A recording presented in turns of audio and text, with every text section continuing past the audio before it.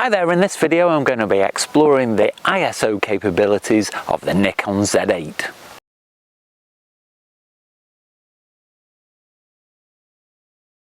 Now, I recently got a question asking me whether I use auto ISO when I take photographs. Now, as a general rule, I tend to use manual ISO and just keep it as low as possible to allow me to get the desired shutter speed. And I also said to that person that it's worth experimenting with your camera to find out what level of ISO noise you can tolerate and how much you can reduce using noise reduction software. But I realized that I haven't actually done that experiment myself. So in this video, what I'm going to do is I'm really going to push the ISO in several different lighting conditions just to find out how much noise I can tolerate and how much I can remove using a few different types of software. So what I'm going to do is 3 different lighting conditions: out in the bright, open, under some trees, and then in a building as well. And then what I'm also going to do is use a few different bits of software to try and reduce the noise. I'm going to use DXO PureRAW, which is my normal way of doing it. I'm going to compare that to Adobe Camera RAW and also Luminar Neo. I know that I'm really going to find this useful myself, and I hope you find it useful too, to help you to enjoy your photography.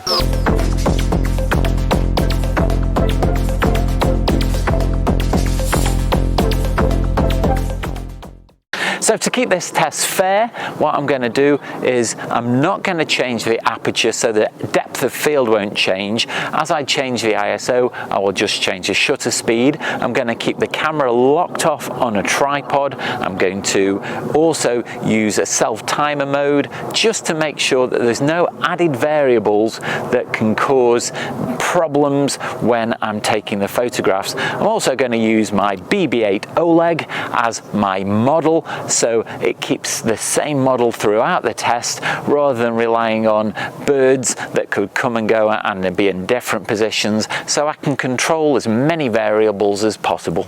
So the 3 locations are going to be here in the open. We've got a slight cloud cover, but a little bit of sun, so it's quite bright out here. We're also going to come here under these trees, so it's a little bit darker. And then finally, I'm really going to challenge the ISO because I'm going to come into the bedroom with the curtains closed. This is my setup just here. I've got Oleg set up behind me as the model, and then I've got the camera locked off on a tripod, but I've also done a few other things to make sure that the results are as consistent as possible. I've turned off the image stabilization, so that's not going to affect the image. I've pre-focused the camera on the model so that that's not going to change, and I've also given a little bit of positive exposure compensation so that the histogram exposes as far to the right as I can without blowing out any highlights. I'm also using aperture priority to make sure I get a consistent exposure throughout the different shots. I'm going to start at ISO 100 and then just work my way up as high as I can go.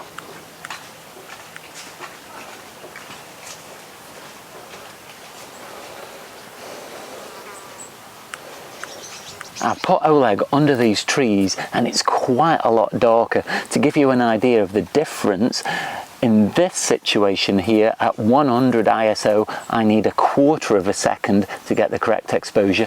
When I was out in the open, I needed a 1/125th shutter speed to get the same exposure.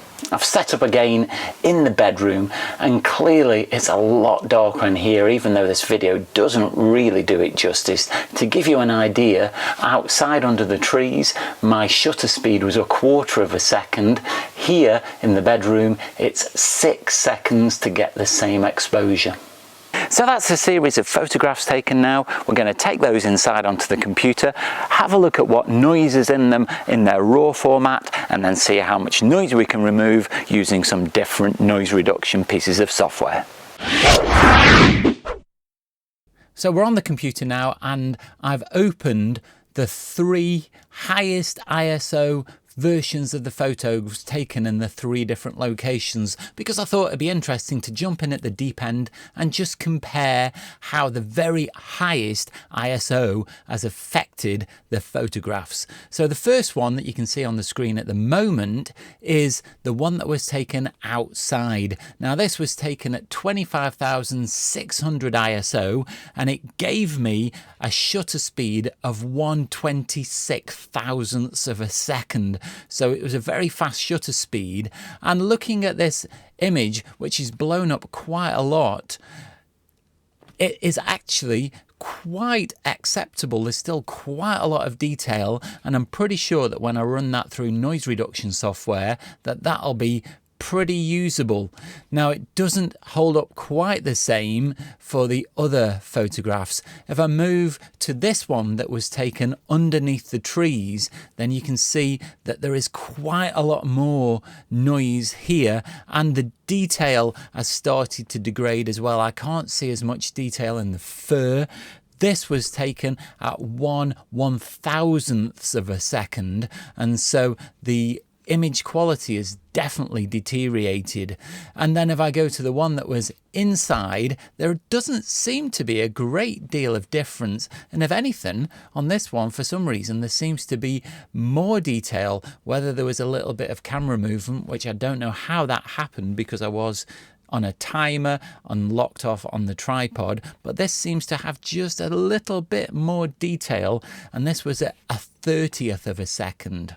Because I think that the shot taken in the open air is quite respectable even at 25,600 ISO, what I've done is an experiment with 3 different noise reduction pieces of software to see what kind of detail I can pull from it. But on the screen at the moment is the RAW file, so you can see all of the noise that's been produced. Now the first thing that I did was run it through Luminar Neo. Now this is a plugin that sits on top of Photoshop, and it took just under 10 seconds to remove that much noise. Now it's not done a bad job, but it's not perfect by any means. You can see in this area of the background that it's still a little bit noisy and there's some artifacts. Now if I was to zoom out a little bit on that image, then it's not actually too bad.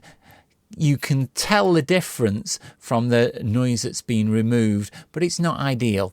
The second thing that I tried was Camera RAW. Now this is the RAW converter that comes with Photoshop, and it's got a built-in noise reduction piece of software in it. And again, this has done a much better job, certainly than Luminar Neo did.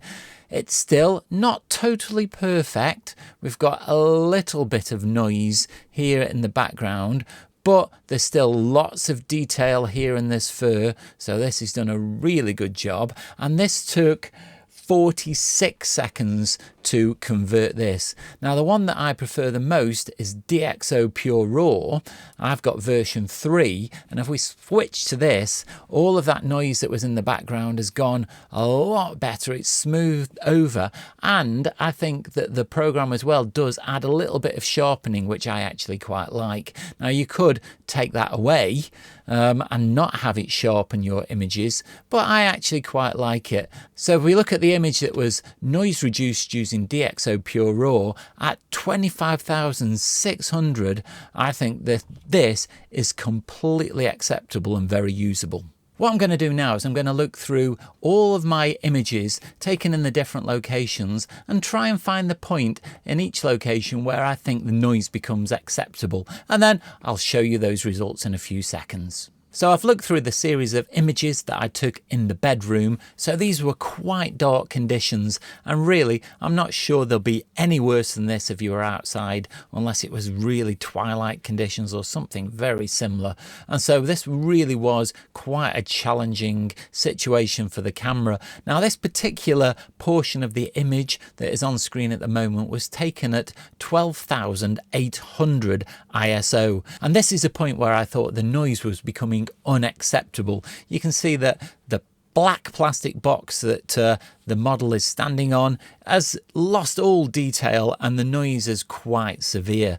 But I thought, well, I will just try and run it through DXO PureRAW, and this happened.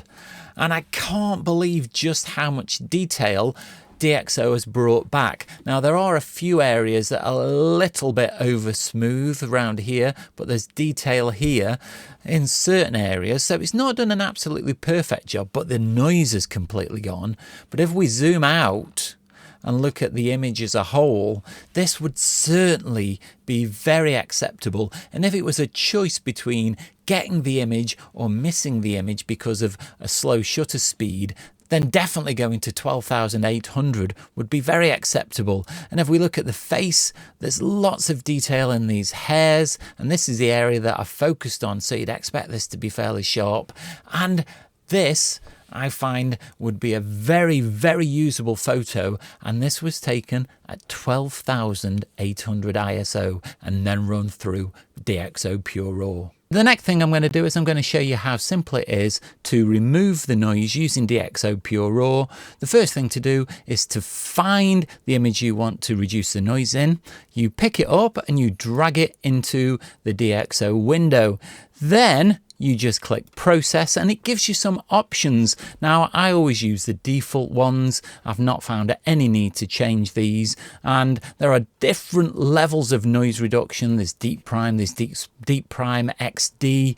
You can choose whether you add extra sharpening. I just leave it on standard, and it will remove vignetting, chromatic aberrations, lens distortion. Now some people do say that this can really mess with the images. I've not found any problem with them, but if you turn them off, then it will speed up the processing as well. Now I also use my graphics card to aid in the conversion, just because that speeds it up, but that's set up behind the scenes. I also export as a DNG, so it keeps all of the information that is in the RAW folder, and I can still convert the RAW settings, the levels and everything after I've taken out the noise. I also then will open it straight to Adobe Photoshop, and usually this process takes about a minute. And what I do while I'm working is I'll open one after I've run it through noise reduction, work on that and set the other one going in the background, so that by the time I've finished editing my first image, the next one is ready, and so it doesn't slow me down at all. So once all that's set, I click start processing, and then it will just run through denoising that image, and it does depend on the amount of noise how long it takes. With something like this, it could probably take about a minute, because this is one that was taken outside. But I did find that when I was denoising some of the ones that had got more noise from inside or underneath the leaf canopy, that it did take longer. Once the denoising process has taken place, it will then open up into Camera RAW. You can do any adjustments you want to do and then open it straight into Photoshop. So that's been a really worthwhile experiment. I've found out quite a lot that I didn't expect, and the main takeaway is that I can lift the ISO a lot higher than I really would have thought possible. So 12,800 still gives me usable images, and that's in quite low lighting conditions. When I lifted the shadows on the black box, I still got quite a lot of detail, even in a very dark room with high ISO. So that gives me a little bit more confidence when I go out with my camera. I'm still going to stick with my philosophy of using as low as possible ISOs just to give me the cleanest possible images, but should the need arise, I've got no problem now lifting the ISO up to 12,800, and I still feel confident that I can remove the noise. I found that video really useful because it's informed me no end on the limits that I can push my Z8 to regarding ISO. It's a lot higher than I thought possible, but I would suggest doing this experiment for yourself and matching it to the noise reduction software that you've got, because all softwares are different. I use DXO PureRAW, but it's not the only one that's available. I just like the results that I get from it, and to be fair, other than Camera RAW, I've not really tried anything else. There are lots of other things available. But I'm really glad though that I've done this afternoon, and I hope you found it useful too. Now, if you have found that video useful, do let me know down below in the comments, or nip over to my Instagram or Vero account, that's at Darrell Oakden Photography. Leave me your comments there, and you can also see lots of my photographs. Now, if you like what I do on the channel and want to help support me to make future content like this, then you can leave via the gift shop. That's at Teespring. There I've got a range of merchandise on offer, so head off over there, because a purchase really does help me out and it's very much appreciated. But you don't have to spend any money at all to support the channel. You can do that simply by clicking like, subscribe and the bell notifications. It really helps me out and it makes sure that you don't miss out on any future content. Watch out for next week's video. That goes live on Sunday. In the meantime, go and check out this video just up here. But all that's left now is to say, stay safe, and I'll see you soon.